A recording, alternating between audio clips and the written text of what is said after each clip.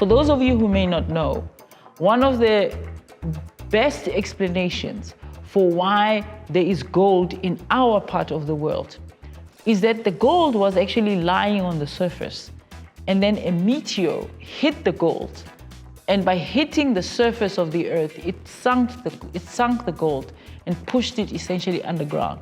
So we are one of those African countries where we have loads of gold, but most of it is several kilometers underground. So the theory is that it was pushed underground by a meteor. Other parts of the African continent are luckier than us. They don't have that story, and their gold is largely on the surface, or it's alluvial gold, which is gold that is found in waterways, mostly rivers. So Africa then is not just a source of one type of gold. You have reef gold, which is why the area that we live in used to be called the reef. You have reef gold, you have alluvial gold.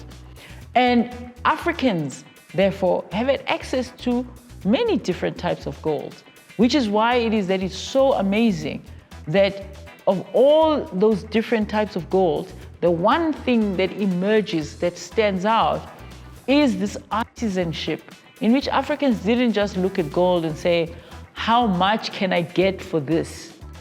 But instead they created objects of beauty. They created portraiture using gold. So many of the images that you will see of what Africa has done with gold are actually images of people's faces, where people's faces were embossed into gold.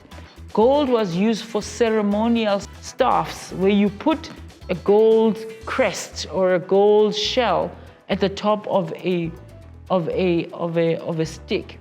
Gold was used for jewelry. Gold was used for platters. Gold was used for bangles. Gold was used for earrings, etc., etc. But the main story of Africa is that Africans did not just think of gold as money or the equivalent of money. They were not just looking at it and saying, well, how much can I sell this for? They were thinking of gold, as I say, almost as an expression of the inner workings of the culture.